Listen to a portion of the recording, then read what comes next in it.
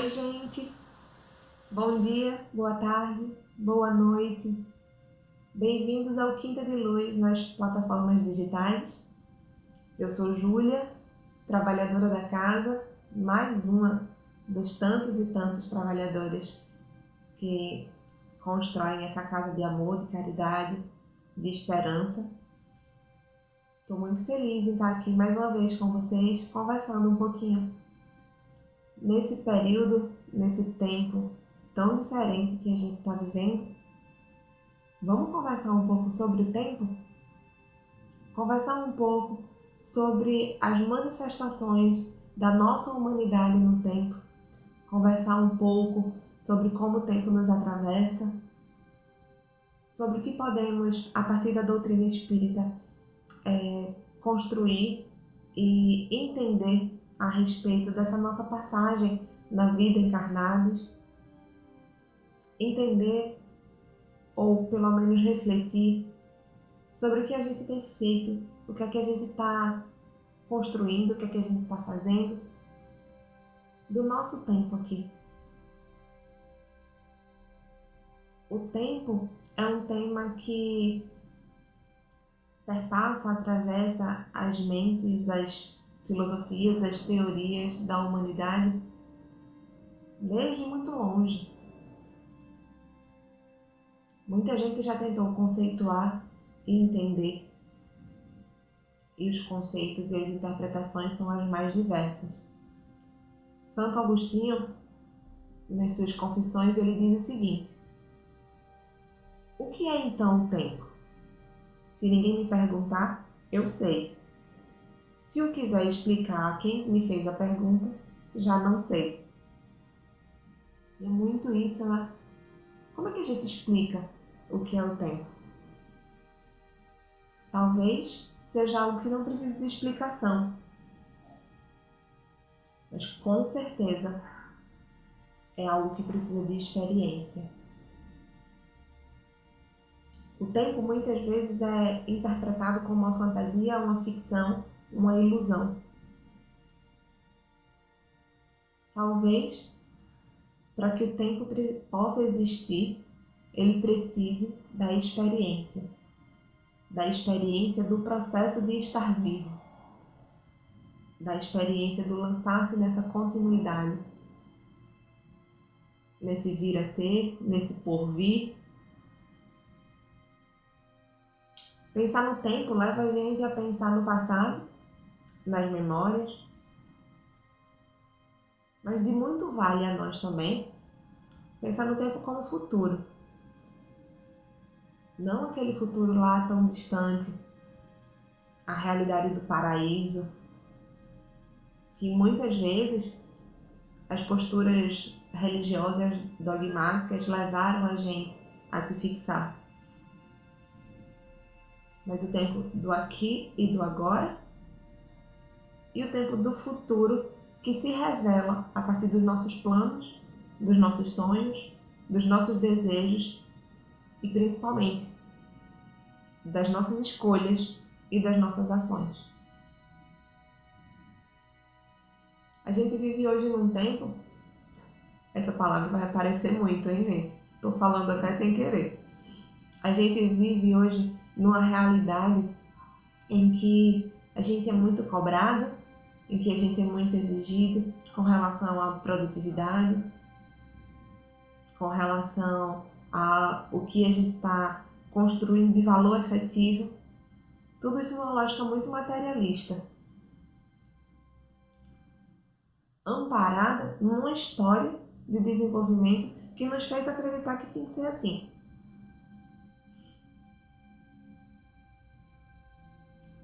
Antigamente, o tempo era medido pelas estações do ano,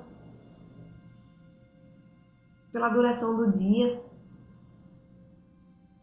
Um camponês, um agricultor, sabia que era hora de trabalhar porque ficou claro, porque o galo cantou, porque ele já conseguia enxergar a plantação e ele ia lá cuidar do que ele tinha que cuidar.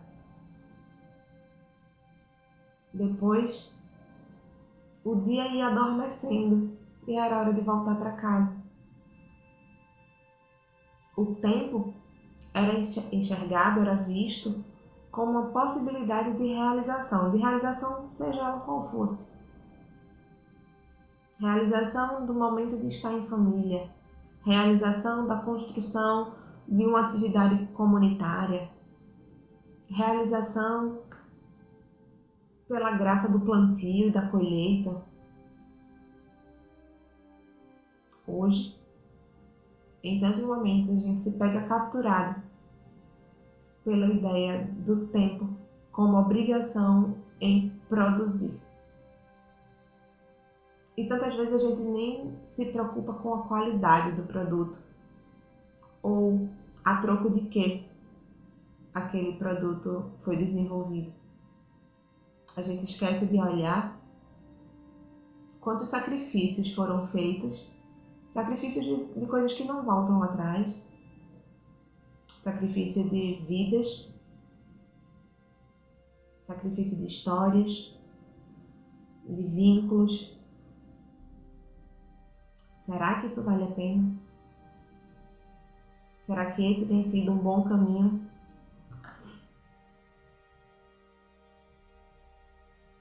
A psicóloga Monique Ograr, ela traz uma colocação que eu acho muito interessante e eu vou ler para vocês. Longe de ser exterior ao homem, o tempo é extensão e criação da realidade humana. É paradoxalmente condição de sua existência e garantia da sua impermanência, porque o homem cria o tempo, mas não o determina. A tensão entre permanência e transitoriedade, poder e impotência, vida e morte. Pensar sobre o tempo leva a gente a pensar também sobre o que a gente vai produzir até o momento da nossa morte.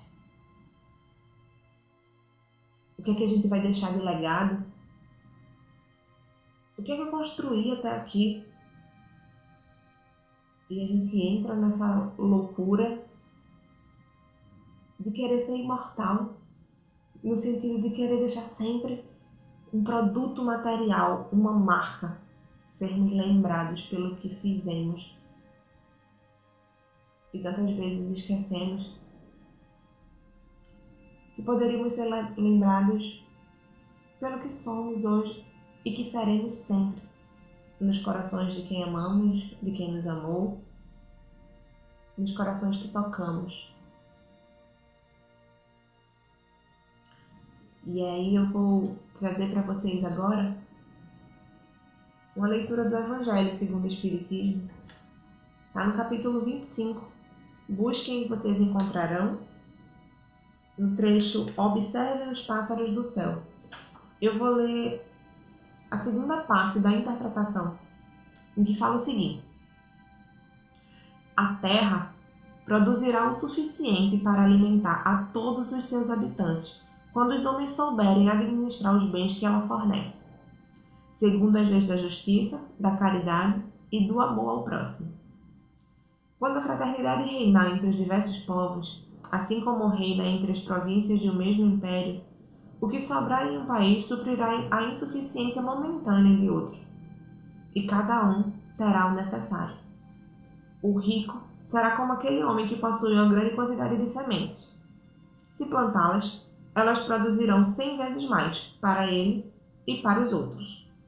Se ficar com elas para si e jogar fora o excedente do que não conseguiu comer, elas não produzirão nada e os outros não tirarão proveito algum. Se guardar as sementes em seus celeiros, os vermes a comerão. Foi por isso que Jesus disse: não acumulem tesouros na terra, porque são perecíveis. Acumulem tesouros no céu, onde são eternos. Em outras palavras, não deem aos bens materiais mais importância do que aos bens espirituais. Aprendam a sacrificar os bens materiais em favor dos bens espirituais. Não é com leis que se decretam a caridade e a fraternidade. Se elas não estiverem no coração do homem, o egoísmo prevalecerá sempre. Cabe ao Espiritismo fazer com que essas duas virtudes penetrem nos corações humanos. O Evangelho tem sabedoria a respeito de acho que quase todos os temas em que a gente possa refletir, que a gente possa pensar. Se a gente olhar com carinho, com cuidado, a gente vai encontrar lá ensinamentos, diretrizes sobre o que a gente quiser buscar. E quando eu pensei sobre o tempo e li esse texto, eu achei que combinava muito, porque eu acho que nesse período que a gente está vivendo, a gente tem deturpado um bocado a ideia que podemos fazer do tempo. Ou principalmente, o que queremos fazer com a ideia do tempo. Vejam só, eu comecei esse vídeo dizendo bom dia, boa tarde, boa noite. Mais uma marcação temporal. E quantas vezes a gente se pega fixado nisso, né? A gente acorda e normalmente a gente sabe que é dia, manhã. E a gente dá bom dia para as pessoas. Se de repente a gente está no meio da rua e são 12h15, uma pessoa passa por nós e dá bom dia, é muito difícil que nós, em sabendo da hora, respondamos bom dia também. A nossa tendência é dizer boa tarde. E a pessoa se assusta às vezes, faz, ai, já é tarde, boa tarde. Como passou rápido. Esse dia tá correndo. Ai, o dia não dá tempo para nada. Por que será que o dia não dá tempo para nada? O que será que a gente está fazendo para que o dia não caiba tudo que a gente tem que fazer?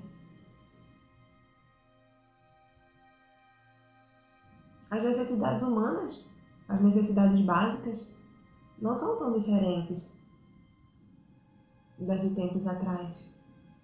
Naquele tempo em que eu estava falando, em que os camponeses trabalhavam e mediam o tempo a partir das necessidades da plantação, a partir das necessidades até do corpo físico, né?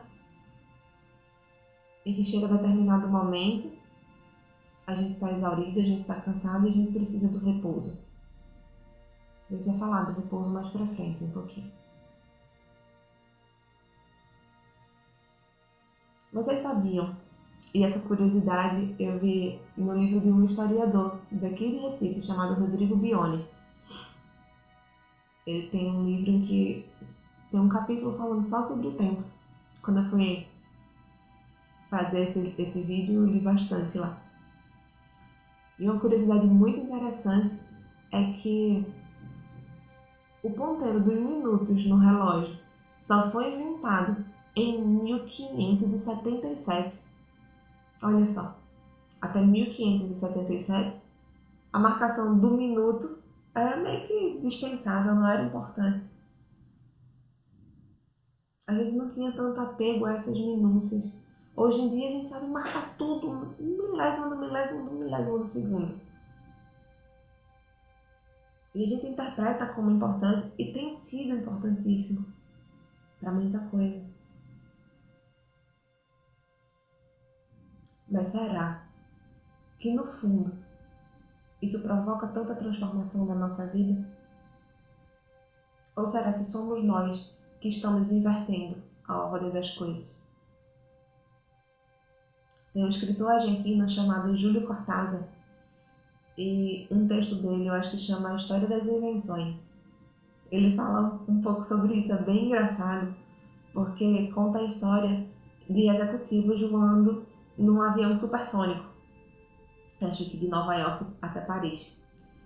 E aí eles estão lá no avião porque eles vão para uma reunião e quando eles começam a conversar, eles falam: ai, como seria interessante, como seria bom se o avião voasse um pouco mais baixo e mais devagar. Assim a gente ia poder ver as paisagens e a gente ia poder usufruir mais tempo dessa viagem. E eles vão conversando sobre as invenções e como seria se algo tivesse sido inventado antes de outra coisa. E nessas fantasias, imaginações, elucubrações, eles pensam que seria muito legal se inventassem barcos a velas, caravelas, ou se inventassem uma bicicleta, um meio de transporte que faria bem ao coração e não poluía. E de repente, no final de tudo, eles inventam um andar a pé. Imagina só quantas vezes a gente tem se esquecido e a gente tem se afastado da nossa humanidade em função da produtividade. A tão clichê frase, se afastado do ser em função do ter. Antigamente, a doença era tida como algo natural, um processo que acontece no corpo, no organismo, e quando uma pessoa adoecia, ela precisava se afastar do trabalho, precisava ficar de repouso, precisava descansar. Com essa noção de produtividade, de tempo é dinheiro, com essa ambição materialista de sempre possuir, produzir, guardar riqueza, aquela riqueza que no Evangelho estava falando que a gente não deve acumular. A gente começou a encarar a doença como um sinal de fraqueza, como um sinal de prejuízo. E de repente, foi preciso uma doença, falando do Covid-19, para fazer com que o mundo parasse no tempo. Parasse no tempo para refletir sobre as escolhas, sobre as condutas, sobre os caminhos que tem seguido.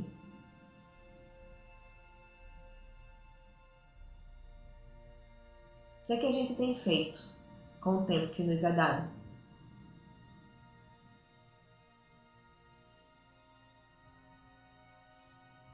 A gente criou relógios super tecnológicos, como eu estava dizendo, né? Os relógios, os ponteiros dos relógios, o ponteiro de minuto surgiu em 1557, mas hoje a gente mede até a milionésima fração de segundo.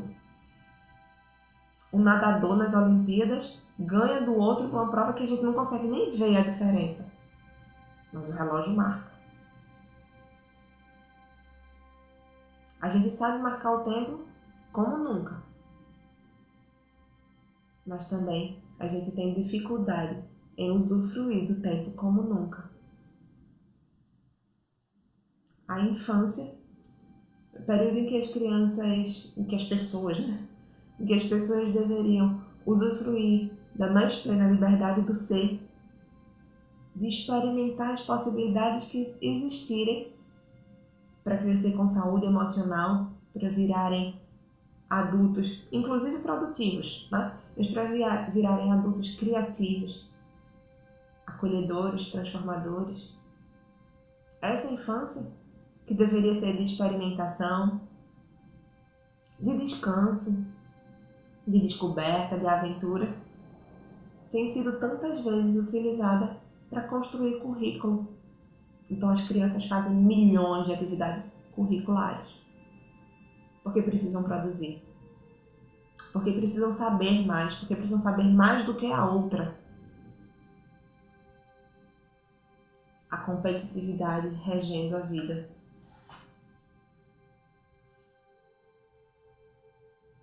Mestres em medir o tempo, mas sem saber o que fazer com o tempo. Por que será que na natureza nada se perde? Será que é porque na natureza tudo é infinito? Não, gente. Na natureza nada se perde justamente porque se reconhece a possibilidade de deixar de ser. Quando algo não é mais necessário, na natureza, aquilo se transforma. Não há acúmulo. Na natureza, aquilo que é do excesso volta para a terra, para a matriz, para a essência fundamental. Não sei o nome que cada um quer dar. Mas na natureza, a sábia compreensão de que a gente não precisa estar guardando um monte de coisa, de que a gente não precisa, de que a natureza não precisa estar se desgastando porque ela se renova, a vida se renova. Em algumas teorias cibernéticas, nas bases cibernéticas, fala-se que o envelhecimento biológico O ruído, deixa eu ler direito aqui, porque para falar certinho para vocês. O envelhecimento biológico é interpretado como ruído de produção, ou seja, a ambiguidade do processo temporal entre a construção e a destruição. A gente faz tanto, a gente produz tanto, que esse excesso vai envelhecendo o nosso corpo.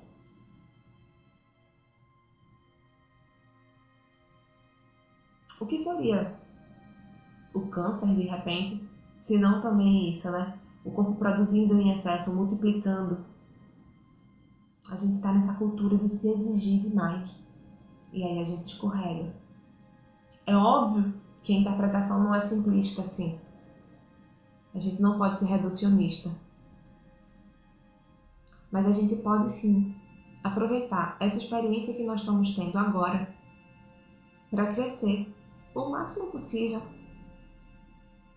mas sem precisar arrancar-nos os pedaços. No Livro dos Espíritos,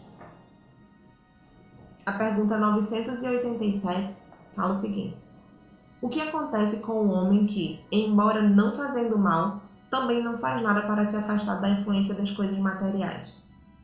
E a resposta é a seguinte: aquele que não deu nenhum passo para se melhorar deve recomeçar uma existência igual à que deixou. Quem não evolui permanece estacionário e pode prolongar os sofrimentos da expiação. Na resposta da pergunta 988 tem algo que complementa. Lembre-se de que o espírito só pode adquirir conhecimentos e se elevar quando exerce a atividade. Aquele que se entrega à preguiça não avança. Ou seja, a gente não deve ficar parado. Não é disso que se trata.